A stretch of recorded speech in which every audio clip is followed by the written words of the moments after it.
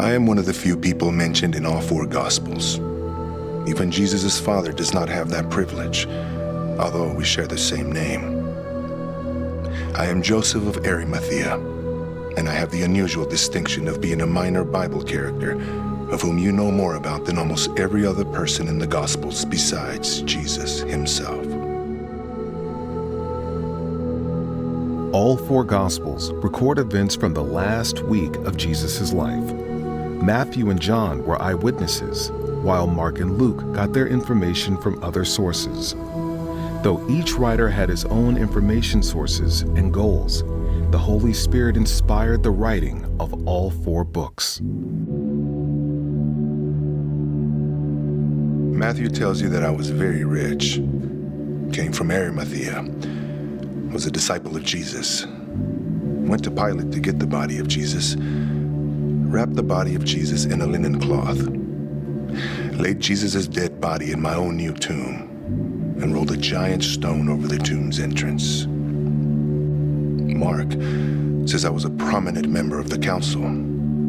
I was waiting for the kingdom of God, went boldly to Pilate and asked for Jesus' body, and was given it. I took down the body, wrapped it in linen, placed it in a tomb, and rolled a stone over the entrance. Luke adds the information that I was good and upright. I had not consented to the decision and action to crucify Jesus. I came from Judea, and that the tomb was new. John completes my information by saying I was a secret disciple of Jesus because I feared the Jewish leaders, that I was accompanied by Nicodemus when I prepared the body of Jesus, that he and I wrapped the body in spices in accordance with Jewish customs, and that the tomb was in a garden where Jesus had been crucified. John adds that we laid the body in the tomb on the day of preparation. I tell you all of this detail for a very specific reason. I am uniquely qualified to tell you about the last day of Jesus' life.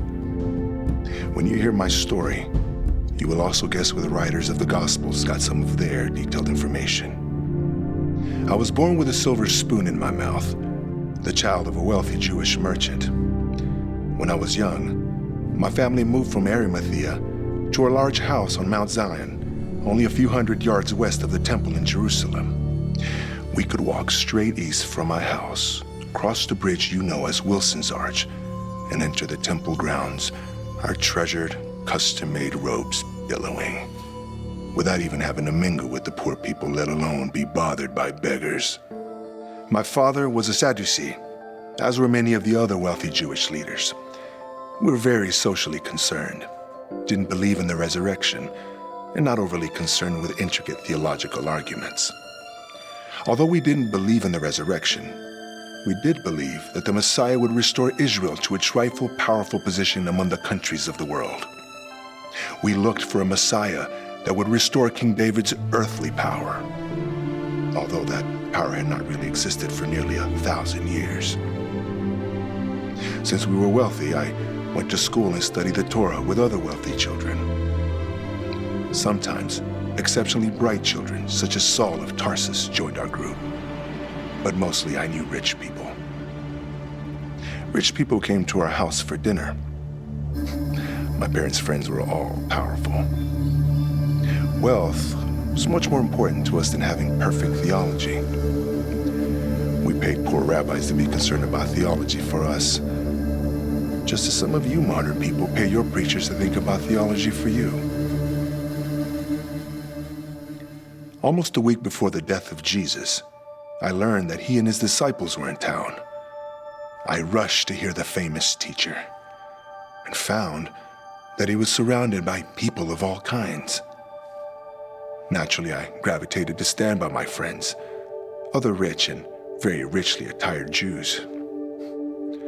We looked like gaudy peacocks next to poorly clad Jesus and his ragtag disciples. We rich, religious Jewish leaders loved our robes. The more Jesus taught, the more I believed. The more Jesus taught, the angrier my friends became. They grew louder, and I grew quieter. They asked him loaded questions, and he turned back every verbal challenge.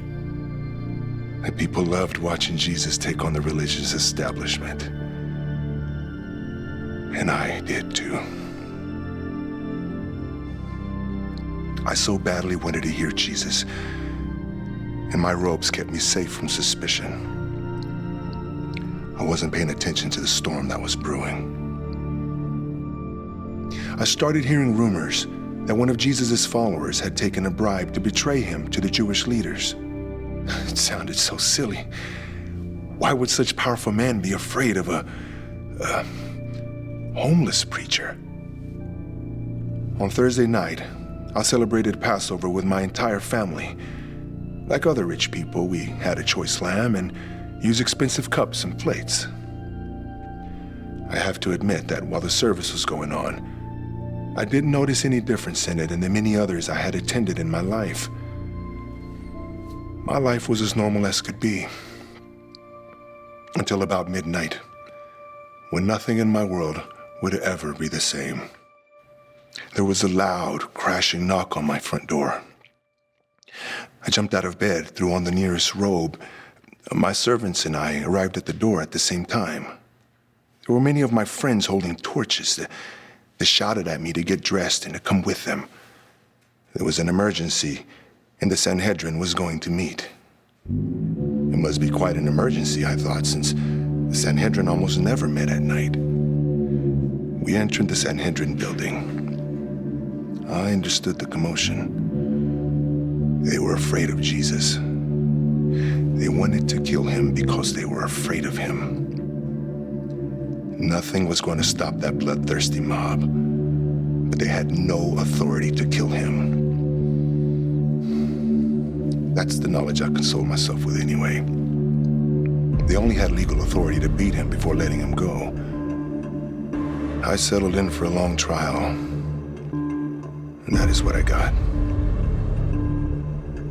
Witness after witness, their testimonies conflicted or were patently false, but they kept calling them. Out of frustration, the leaders called to take Jesus to Pilate and ask for a sentence of death. It was daybreak. Almost everybody in the room voted yes. But not me. I was too cowardly to object, but I did not vote for it. I was sure that Pilate would see his innocence and let Jesus go. I knew Pilate from some of my business dealings, and I knew him to be a smart, honest man. He was so stubborn that he would never give in to the demands of the Jewish leaders. The sun rose. We took Jesus before Pilate, and our leaders asked to have Pilate crucify him. He had the authority to kill Jesus, whereas they did not. Pilate was known to crucify people for a lot less reason than appeasing the Jews, but he still was an honorable man. Jesus was tried before Pilate, and I heard the precious words from Pilate. I find no guilt in this man. That should have been the end of it. Pilate should have given him a light beating and let Jesus go. But he could not withstand the threats and pressure from the Jewish leaders. So he sent Jesus to Herod Antipas, the ruler of Galilee, for further examination, hoping the whole mess would go away. Herod Antipas tried to question Jesus, but Jesus just ignored his questions. Rather than be humiliated in front of everyone, Herod Antipas quickly sent him back to Pilate. Pilate repeatedly tried to release Jesus, but the leader's threats kept coming and coming. He had Jesus savagely beaten, hoping to satisfy the Jewish leaders, but that just inflamed them more. If Pilate would not kill Jesus, they would cause a riot among the people, and Pilate might lose his job. He gave in. Finally, Pilate gave in. He gave the order. Crucify Jesus. I could not believe it. The hate from the Jewish leaders was enough to kill an innocent man. I had done nothing to stop the travesty, and it was too late now to do anything. The fate of Jesus was sealed. He was going to be crucified, and most assuredly would die a gruesome, grisly death. I was humiliated and then scared for me and for my people. We weren't sending a guilty man to his death, and there were few things that made God angrier than the shedding of the blood of an innocent man, especially if that innocent man turned out to be the very Son of God. Like the prophets before me, I prayed for my people and for myself. Some of the Jewish leaders followed Jesus to Golgotha, where he would be murdered, but most of us went to our homes. Shamefully. There was every reason for God to end our lives that day. As the hours passed and the sky darkened and an earthquake happened, I believed we were all going to die. And we deserved to. A messenger came to my house and told me that the massive curtain, 60 feet high and thick, massive curtain in the temple had been torn in half, from top to bottom. I knew that only God could have done such a thing. God had abandoned his temple and would never return. I could not stand it any longer. I rushed out of my house, followed by a few of my most dedicated servants. In less than 15 minutes, I reached a horrific scene. 3 men hanging on crosses. As usual, they were placed next to a major road where people could see them, eye to eye, cheer at them, and be reminded of the absolute power of Rome. But he was the one in the middle. Above his head was Pilate's sarcastic sign. "This is Jesus, the King of the Jews." There was a small crowd of women nearby, staring at Jesus. But unlike typical Jewish women, they were praying instead of wailing. I rushed up, just as a Roman soldier jabbed his spear into Jesus' side. Involuntarily, from somewhere deep within me, I don't know where, a scream emerged. I kept it in. I couldn't let something like that happen with who I was, who I represented. No. Then, I watched in morbid fascination as blood and water shot from the hole inside his side. He didn't feel the spear. Jesus was already dead. With his death, with my fear of who I was and what I was becoming, and the difference between them died too. Just vanished. I nodded to an officer who stood nearby and instructed him to follow me to Pilate. He was afraid to abandon his post, but he was more afraid of a wild-eyed rich Jew with unknown intentions headed to see his boss. On the way, I realized that both Pilate and the Jewish leaders had a big problem.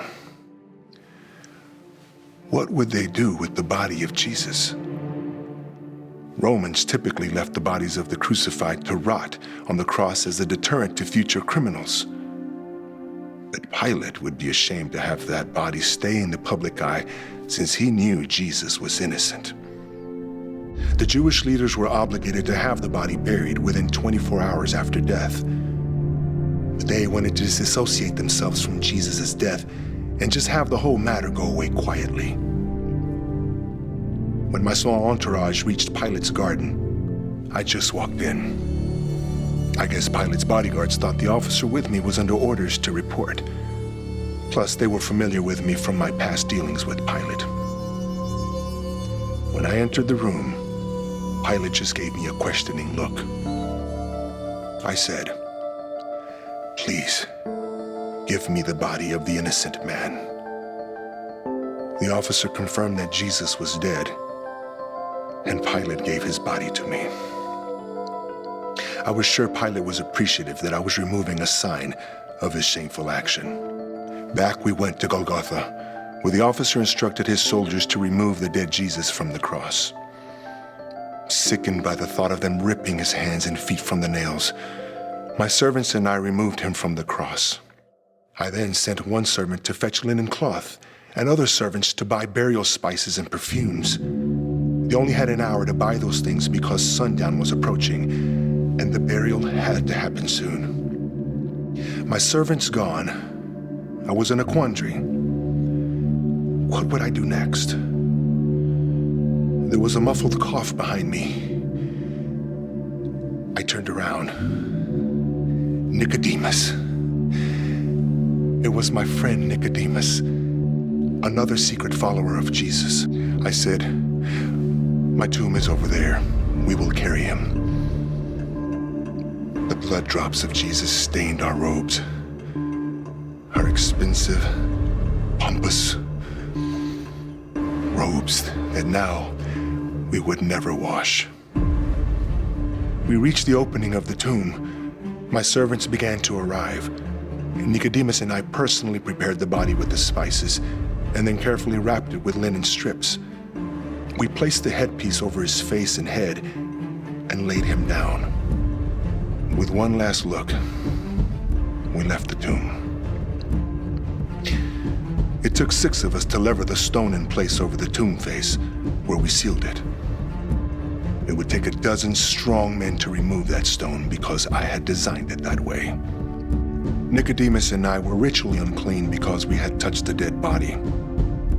We would not be able to celebrate Passover, but neither of us really cared. Jesus was dead, and our hopes and dreams were shattered. We were no longer secret followers of Jesus, and would likely lose our seats in the Sanhedrin and our places in high society, and may lose much of our wealth. Standing there in our blood-stained robes, they seemed like treasures that no longer had any value.